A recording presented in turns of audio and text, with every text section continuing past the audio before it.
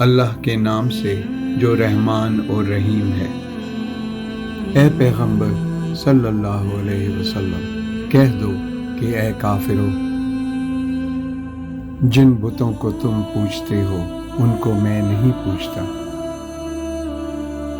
اور جس معبود کی میں عبادت کرتا ہوں اس کی تم عبادت نہیں کرتے، اور نہ ہی میں آئندہ کبھی پوجنے والا ہوں ان کو جن کی تم پرستش کر رہے ہو، اور نہ تم اس کی بندگی کرنے والے معلوم ہوتے ہو جس کی میں بندگی کرتا ہوں۔